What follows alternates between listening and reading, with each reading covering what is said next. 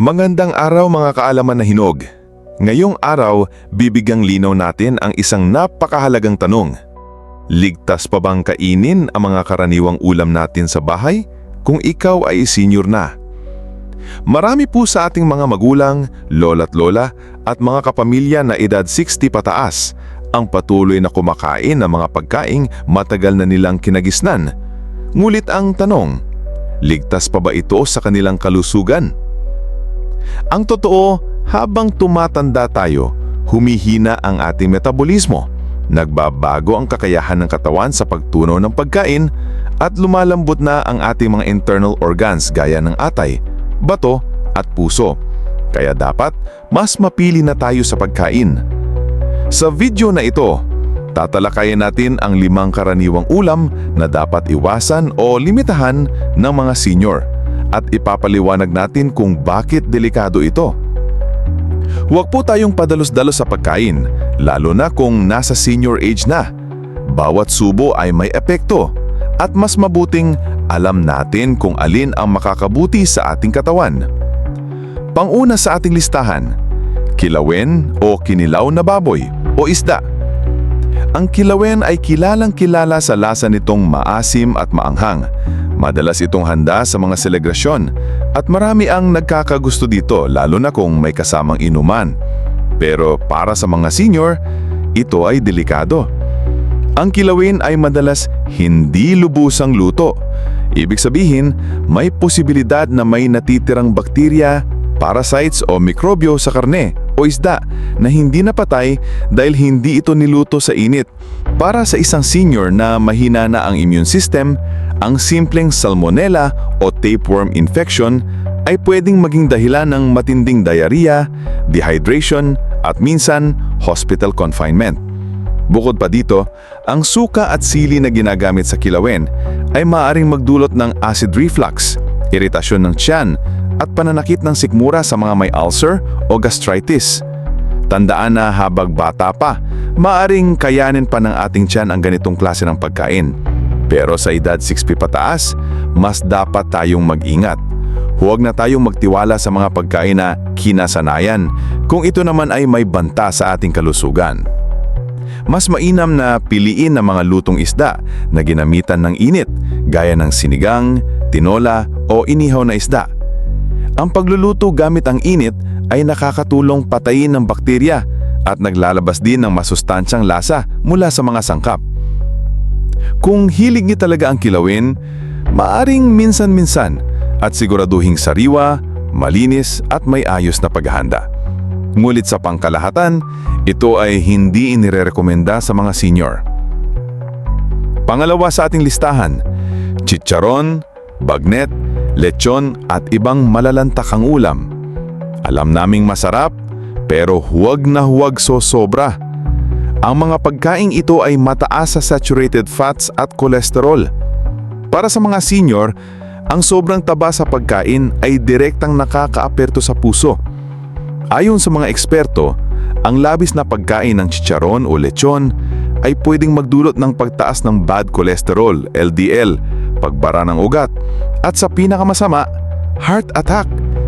Kung mataas na ang blood pressure at cholesterol ng isang senior, ang isang plato ng bagnet ay parang bomba na pwedeng sumabog sa katawan anumang oras. Dagdag pa rito, ang mantika na galing sa baboy ay maaaring magdulot ng pamamaga sa mga kasukat-sukat. Rayuma, gout at arthritis ay maaaring lumala dahil dito. Marami pong seniors ang reklamo ng masakit ng tuhod, balakang at likod. Di po natin alam na minsan ang ating pagkain pala ang may kagagawan. May mga paraan po para makakain pa rin tayo ng masarap na ulam pero hindi masyadong malala sa taba. Subukan ang inihaw na manok na tinanggalan ng balat o ginisang gulay na may lean meat. Hindi kailangang alisin ang sarap pero bawasan ang taba at mantika.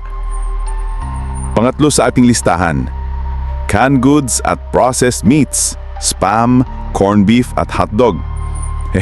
Baka naman po, palike po sana ako ng video na ito at kung kayo po ay galante, pati na rin po sana ang subscribe button. Maraming salamat po! Ang mga pagkaing dilata at processed meats ay may napakataas na sodium content, preservatives tulad ng nitrate at nitrite, at artificial flavorings. Ayon sa mga pag-aaral, ang pagkain ng processed meats ay direktang konektado sa ilang uri ng cancer gaya ng colorectal cancer, at ito ay mas mapanganib sa mga senior na mahina na ang katawan. Ang sobrang sodium ay nagdudulot ng fluid retention, mataas na blood pressure, at sa matagalang pagkain, sakit sa bato at puso. Samantala, ang preservatives ay napatunayan ng may kaugnayan sa ilang uri ng cancer. Dagdag pa rito, ang mga pagkaing ito ay kadalasang walang sapat na protina, fiber at bitamina, kaya't hindi ito makakatulong sa senior na kailangang suportahan ang kanyang kalamnan, immune system at overall health. Tandaan, ang pagkain ay dapat nag-aambag sa lakas ng katawan, hindi sa pagpapalala ng karamdaman. Ang alternatibo ay maghanda ng ulam mula sa sariwang sangkap, gaya ng ginisang munggo, adobong sitaw, sinigang na may isda, o kahit simpleng tortang talong. Kung may karneng isasama, gumamit ng sariwa, hindi processed, at kontrolado ang dami. Pang-apat sa ating listahan, bagoong, alamang at tuyong ulam na sobrang alat. Aminin natin na marami sa atin ang hindi mabubuhay ng walang bagoong. Masarap itong isawsaw sa mangga o ipangpalasa sa gulay. Pero ang sodium level nito ay napakataas. Para sa may hypertension, kidney disease at gout, ang bagoong ay parang lason.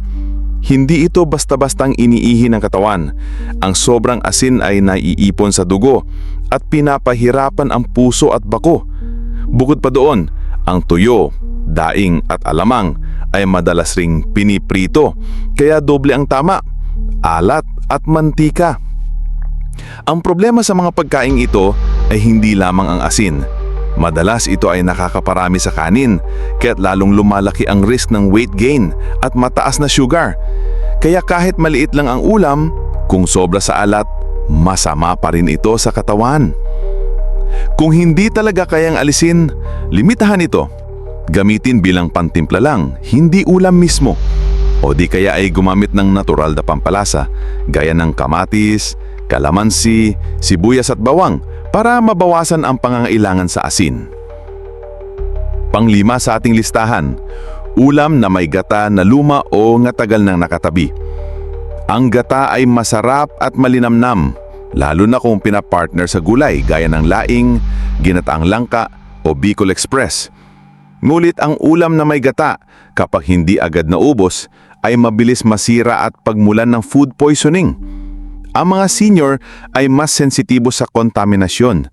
Kapag napanis o hindi maayos ang pagkakalamig ng ginataang ulam, maari itong magdulot ng pagtatai, pagsusuka at matinding dehydration. Hindi biro ito lalo na sa may edad. Kaya't kung may ulam na ginataan, siguraduhin ito ay luto ng maayos, nilagay sa malinis na lalagyan at hindi pinapatagal sa labas ng ref. Mas mainam din kung ang gata ay sariwa, hindi yung nasa powder o lata.